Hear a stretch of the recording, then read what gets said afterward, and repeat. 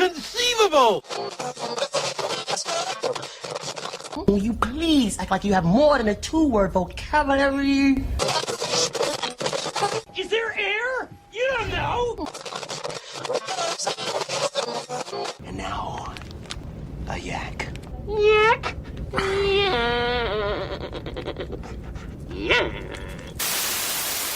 Hey, don't touch that dial. You found Secular Yakking. I'm Robert. And I'm Amy. After years, No, many years of yakking at each other. we're here to yak at you. So sit back and enjoy the yakking.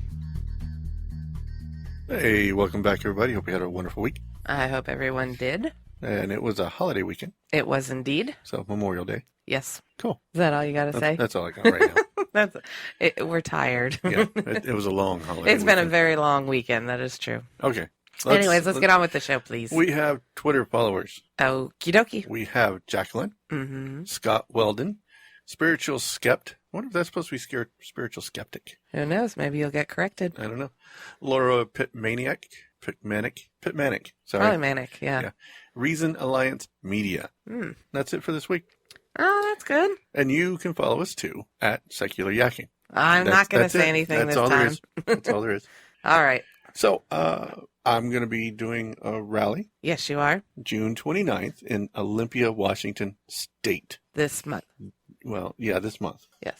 It's June already. Can you believe that? I know that. I know. It's just freaking me out.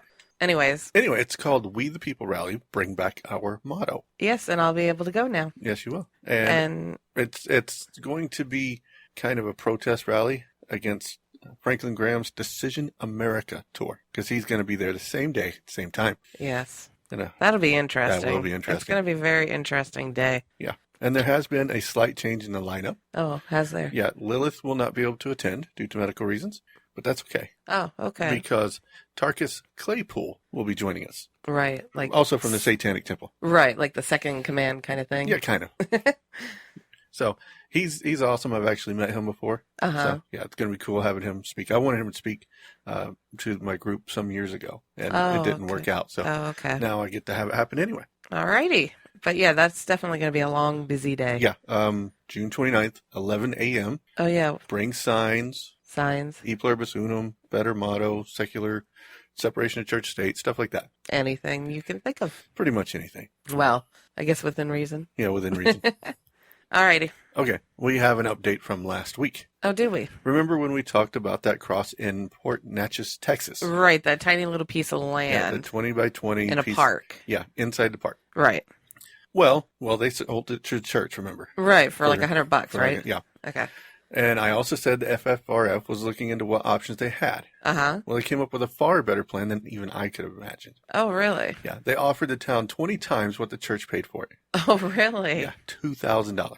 Oh, that's interesting. Yeah. FFRF co-president Annie Laurie Gaylor said, in these times of fiscal austerity and municipal bankruptcies, we are trying to ensure that the city has resources to provide essential public services to its residents. $2,000 will make that 20 times more certain than $100. Absolutely. Have they heard back or anything? Do you know? Not as far as I know. I'm curious because here is another group offering, 10 times the amount of what they sold it for, and the fact that they had only sold it to one particular party. Right. And it's public land. Right. And now they've got a better offer on the table. Yeah, one you kind of can't ignore. Yeah. So I have a feeling they're going to have to either back out of the sale Right. or get a lawsuit. Yeah, because that's very interesting. Yeah. Well, I'll keep an eye on that too. Yeah, I'd like to see how that turns out. Because that's technically, if the park went with that, that's a lot of money they could do some good with. Yeah. I mean, but the question, remains, are they just wanting to sell to the one particular group? And that was the whole point of this in the first place. I have a feeling they just wanted to sell to the church. Of course. Yes, I definitely see that. But we'll find out. All right. All right, I got another cool story. Well, not a cool story. This one's kind of You frustrating. might want to rethink your This words. one's frustrating, Okay. to say the least. Okay. Father who took teen daughter out of state to get married is going to jail. Okay. Elaborate. Okay, an Ashton, Idaho man who took his 14-year-old daughter out of state to marry a 24-year-old man will spend at least 120 days in jail. Okay, first of all, that just seems pretty creepy. Yeah, well, we're not done with creepy. Okay. Keith Strawn, the father, was sentenced to one felony injury to child charge Tuesday afternoon. Okay. Uh-huh. In August 2015, Strawn took his 14-year-old daughter and then 24-year-old Aaron Seaton to Missouri to consent to their marriage. My God, they still do that there? Yeah, apparently. Seaton, now 25, pleaded guilty to rape charge in April and is believed to have impregnated her. Jesus. He raped her. Well, now, my question is, was this the... This was okay, the girl... I totally doubt, but I could be wrong, the 14-year-old like this guy, or is this just a total dad setting this thing up? Total dad setting this thing up. I was going to say, because I have heard of stories of, you've got, say, a teenager, maybe, okay, certainly not 14, I'm thinking like 17, and then a guy who's like, say, 21 or something, and they get that, but it was just... A shotgun marriage? Statutory, right? What? Shotgun marriage. Well, that's what this is. This is insane. And it gets a little better. Oh. Well, actually, no, it gets worse. I was going to say, would you stop picking the wrong words? It's like the total opposite of Court records show that Strawn harbored and protected Strawn by allowing him to live with his teenage daughter. Wait, so after their wedding or before? After the wedding. Harbored, yeah, after. Yeah. So this 24-year-old rapes a 14-year-old, gets her pregnant. Jesus. And is forced to marry her. And here's okay, fine. Here's what Strawn told investigators. Okay, fine. If you get them pregnant, then you marry them. Holy hell. Now, I'm not sure of the verse, but somewhere in Leviticus. Now, Strawn was the dad, right? Strawn was the dad. Okay. So somewhere, I'm wondering if he got his 50 shekels. Because somewhere in Leviticus it says, if you rape a virgin, if you rape a virgin, then you must pay the father 50 shekels, and you have to marry her, and you cannot get divorced. That is correct. It's crazy, but it's correct. Yeah. Stupid, but it's correct. And that's got to be where this, if you get them pregnant, then you marry them, comes from. Okay, first of all, they went to Missouri, you said? From Idaho, because Missouri has apparently a 14-year-old law. They still have a law where they can I didn't do check. that. But either way, why in the hell would a father condone a 14-year-old girl to marry a 24-year-old guy? Religion and tradition. That's it. Again, there is no other reason for it. Again, I stick with my saying that religion is a bad word. I don't care what anybody says. That's my opinion. Dangerous. It's a bad word. Yeah. It really is. Well, during the sentencing, District Judge Greg Mueller told the defendant, while you spend those 120 days in jail, perhaps you will think about the 120 days your daughter was in a vile farce of a marriage to a rapist. What kind of father can look at his... Well, I say this as I'm thinking of there's many other cases that I'm sure this have isn't the only scenario, one. Or things, just your own flesh and blood, your own child, to put them through things like that. Yeah. So, yeah, it's sad, but it's ridiculous. Well, luckily, they're working on getting the marriage annulled. It's Obviously. crazy that's even legal. I mean, truly. I know. A 14-year-old, no. A 14-year-old I'm girl. sorry. There's an age of consent, and it should be followed whether the parents want them married or not.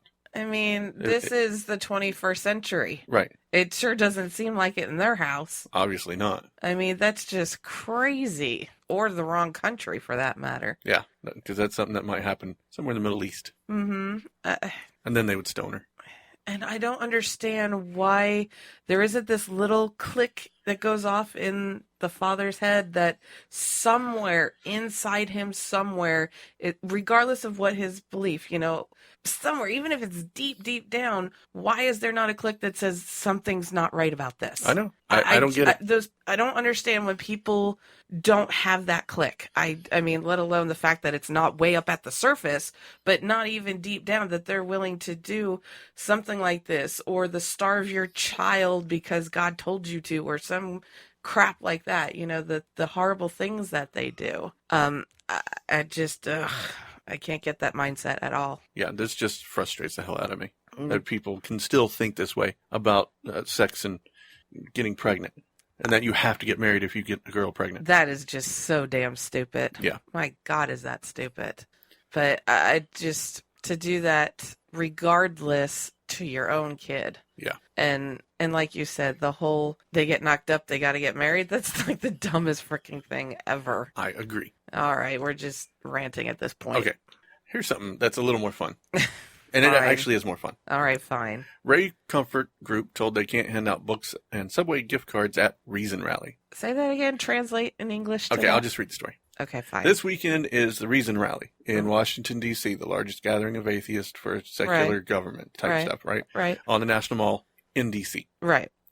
Where was I? Oh, Ray Comfort saw this as a chance to spread the gospel to the heathens. Oh, of course he did. His plan was to give out copies of his new book about atheism and $25,000 in Subway gift cards using hundreds, if not thousands, of volunteers. So he has a book about atheism? Yeah, I have an issue with Ray Comfort writing a book about atheism. Exactly, thank you. I don't agree with it because he always misrepresents what atheism is to begin with, and I don't think it's going to be very much truthful. You think? Yeah. He has a way with twisting words around. You think? So anyways, back to the book and the $25,000 in gift cards. Anyway, Uh-huh. the D.C. police felt that this action was closer to a protest and would need a permit, and the group would have to stay on the other side of the National Mall and have no contact with the Reason Rally participants. Okay, so the D.C. police told this to Ray Comfort. Yeah, Ray Comfort's group. It's because, and the reason that they felt it was closer to a protest was because the volume of people he had, correct? Because technically, if you think about it, when you have that many people, that could be a danger, which is why you have to get a permit, and the police need to be notified in advance because you could be looking at trouble, basically, with that many people getting out of control. Right. And with that, it was basically defeating the purpose of what Ray Comfort wanted to do. He couldn't give his books away. Oh, and that was mostly why he was there. Yeah. Yeah. Obviously. So he decided the best course would be to cancel the mass evangelizing campaign and just focus on filming of the event with his crew of 17. Uh-huh. And he also said the Christians of his group would have to eat Subway for the next 40 years. Okay, he could also go and hand that out to homeless people or... Wow, you're like psychic or something. Totally. But no, seriously, he actually said that we bought all these, we're just going to have to eat them all now. Right. Versus all the things he could do with that. Right. Well, after some pushing from the readers of the Friendly Atheist blog, Comfort is going to give all the cards to the homeless. Oh, see, I didn't even read it ahead and I knew that. It just makes sense. That's so ridiculous that didn't come out of his mouth the first time. I know, that should have been like the first thing. So what are we going to do with these? Let's give them to hungry people. Duh. Yeah. Oh, jeez. But that kind of shows you a little bit about him, doesn't it? Yeah, it does. I mean... I've always said he's somewhat dishonest. Yeah, I just had several people just pop into my head that kind of fits in that category. Yeah, I know. And they all do about the same thing. Pretty much. We're going to have Tom back on, and you missed it again. Yes. Yeah. But we finally have a name, and a proper name. Okay. It's called Yak From the Past. Yak From the Past? Now that I like. Yeah. And this is about history. It's everything that happens in history. That is correct. So if we could foretell the future, we could call it Yak Into the Future? Yeah. Or Yak to the Future. Yak to That's the what it is. future. Yak to the Future. Yak to the Future, yes. Sorry, I don't have superpowers and I can't tell the future, so I guess we're not going to be able to have that segment. Yeah, well, they do say you can learn from the past and know what your future's going to be. Huh. Now, if only they'd actually learn. Anyways. Welcome back, Tom. Hello. Most of you know Tom's been on several times. I think this is going to be a weekly segment, right? It is. Okay, just making sure. And we do finally have a real name. We do. Was it Yak from the Past? Yak From the Past. Yak from the Past. And that was listener submitted, but stupid me forgot to write down who submitted it. But I'll look it up. Thank you, whoever did that. We'll figure that out. I also want all the listeners to know that I have a really small kitten in my lap, so if I sound distracted, that's why. And I apologize in advance. But he was so sleepy, and I just couldn't bring myself to put him back in his cage. I suppose we'll forgive you this time. Okay. So last week I touched on the concept of Protestant privilege being the foundation of so-called religious freedom in America. Right. Remember that? This is part 2 of our 2-parter. So I went back and I listened to the segment from last week, and I think I should kind of clarify what I mean by that. I kind of mentioned it in passing, but didn't really give any concrete examples. So in 1987, political scientist and historian H. Frank Way wrote an essay called The Death of the Christian Nation, which looked at how church-state relations have changed over time. In that essay are some great examples of the Protestant privilege that I'm talking about. Like the case of John Ruggles. In 1811, John Ruggles was convicted of blasphemy for stating publicly that Jesus, quote, this is a quote, what Jesus Christ was a bastard and his mother must have been a whore, end quote. Okay. This happened in New York. He was convicted of blasphemy. The case was appealed to the New York Supreme Court on grounds that the ruling violated Ruggles' free exercise of religion. Okay. And the court disagreed, ruling that the conviction was just because, quote, the people of the state profess the general doctrines of Christianity, and to scandalize the author of these doctrines is not only impious, but even in respect to the obligations due to society is a gross violation of decency and good order. So by blaspheming Christianity, Ruggles was essentially committing an offense against public order. Okay. And Judge Kent, who ruled on it, went on to state that blasphemy or attacks on other religious beliefs, like those of Muslims or Buddhists, did not constitute offenses against public order because, quote, morality is deeply engrafted upon Christianity, not upon the worship of those impostors. So there we can see kind of how they believe that religion is the foundation of society, and the Protestant Christian religion has a privileged place among religions, even in the courts. Right. And when was this again? That was in 1811. Okay, 1811. In New York. Okay. New York. So this is just one example, but it shows that Christianity was viewed as the bedrock of society, morality, and public order. Christianity, and especially Protestant Christianity, was the privileged religious belief.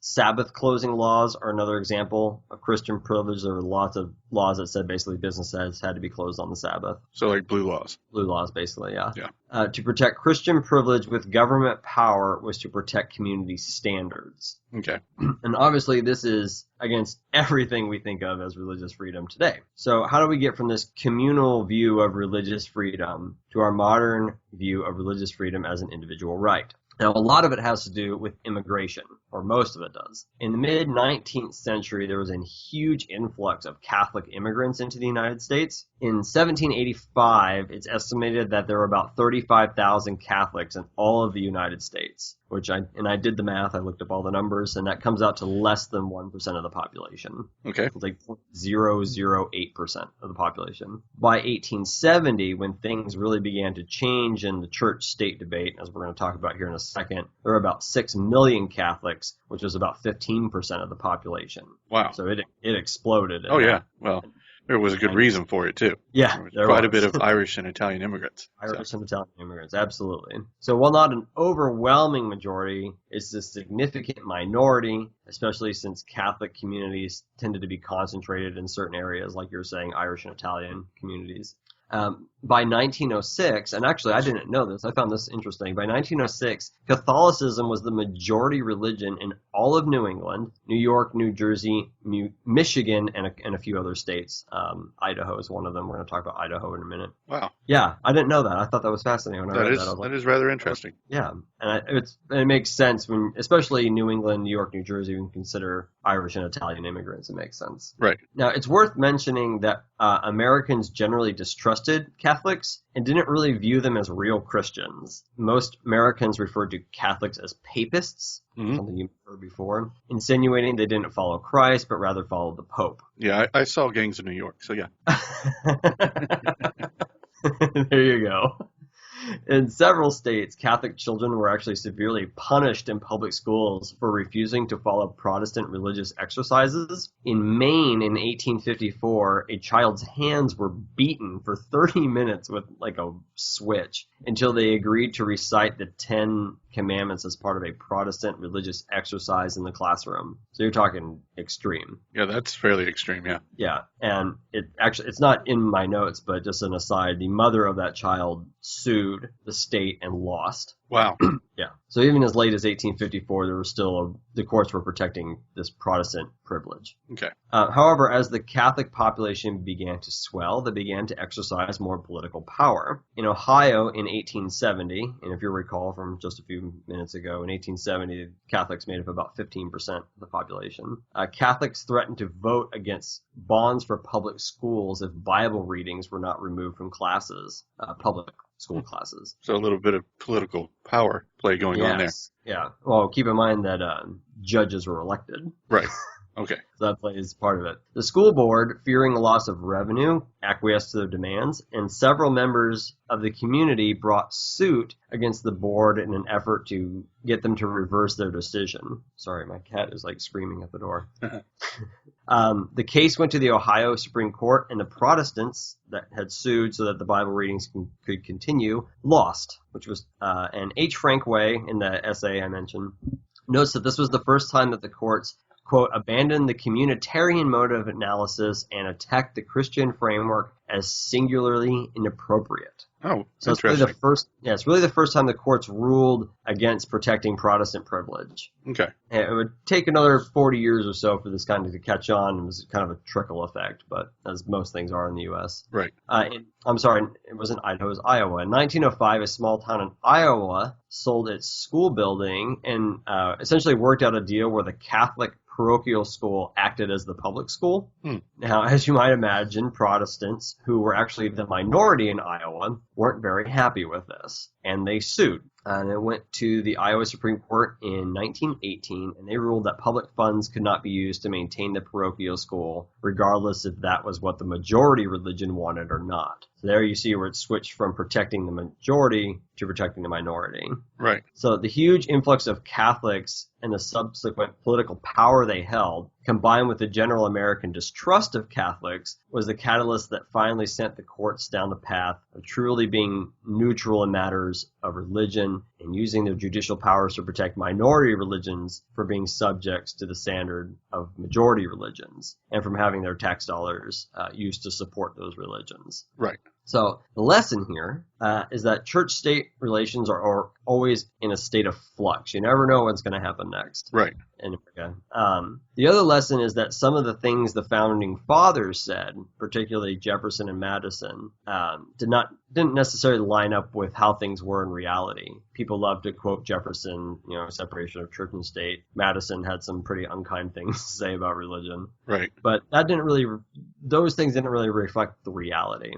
So for all their erudite language concerning religious freedom and the separation of church and state, their personal opinions of people like Jefferson and Madison did not become general opinion until well into the 19th and early 20th centuries. And that is my spiel. Well, that is awesome. Yes. Very Interesting stuff in there. And I do want to say I highly recommend people, if they're interested in this, look up the essay. It's called The Death of the Christian Nation, the Judiciary and Church-State Relations. It's from H. Way. Okay. He wrote it in 1987. It goes into more detail than I have time to do here on the segment. Okay. But it's really, really good, and I highly recommend it. And I don't know what I'm going to do next week, but I'll think of something fun. Okay. Well, we'll put that essay in the show notes, hopefully. Yes. And there will be a longer version of this, of course, on Danthropology. For those who don't know, I write for the blog Danthropology. And in addition to this history segment, I basically take this segment and turn it into a blog post and stick it on Danthropology. Right. And then there'll be a link on there as well. Yes, once I have that written and submitted. I should probably get to work on that. That would probably be a good idea. All right. Well, as usual, very enlightening. Thank you. And I am looking forward to something interesting next week. Yes. All right. Thanks, Tom. I am an old man, and most people hate me, but I don't like them either, so that makes it all even. And we have another Potter Award this week. I would hope so, because didn't we do a Bailey last week? Yeah, I think so. I think we did. Yeah, didn't we? yeah. Well, either way, Potter. So, the Potter Award this week goes to Dr. Rosalind Osgood, Chair of the Broward County School Board. So a Mrs. Potter Award. Mrs. Potter, yes. Earlier this month, during a worship service at Calvary Chapel, Fort Lauderdale Church, Dr. Osgood got up on the stage and asked the crowd to pray for students and staff. Not horrible, right? That's fine. You're at a church. Yeah. That in itself isn't really a problem, but she went on to say something that is a little less okay. Uh-huh. And I have some audio for you. Our children need your prayers. They need the love of people that love God to be a light in their life, where we not only talk the talk, but we walk the walk as we demonstrate the love of Christ in their life. So if you would join me right now as I pray for our children in our school system, even for the teachers and those that handle our children, that they will understand that it is a ministry and that they're there to meet the needs of our children. God has really blessed me this school year that a lot of my principals were transitioned out, and he filled those spots with new principals that were saved, principals that love the Lord.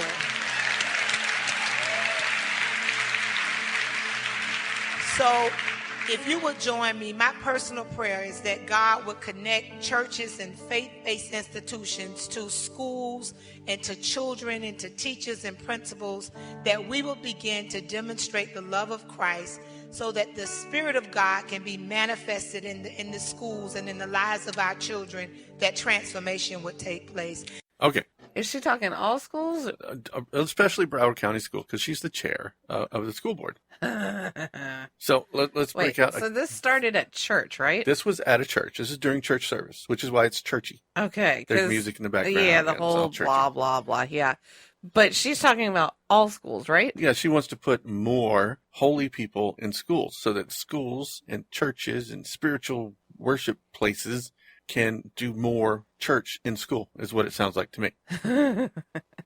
Once again, just ignoring that whole separation of church and state thing. Well, she did say that a lot of her principals left, and and those spots were filled with principals who were saved. Principals that love the Lord. She was very happy about that. Oh, she was incredibly happy. And she wants more teachers that are super Christian, apparently.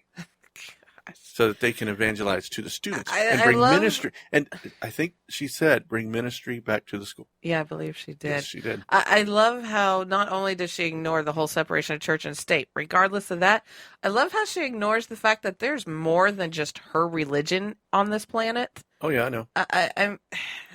That's not all she ignores. All right, fine. In January 2016 school board meeting, a group of parents had legitimate complaints about abuse in the alternative schools in the county and brought them to the board's attention after getting no traction from the staff of the schools. And I'm talking about actual abuse. Really? Yeah, corporal punishment Well, type stuff. I don't know. It's funny. While I was listening to her talk, I was picturing nuns slapping hands with rulers and stuff. Basically. Well, more than that, they're slapping heads. Right. Yeah, no, because I went to Catholic school. I know that.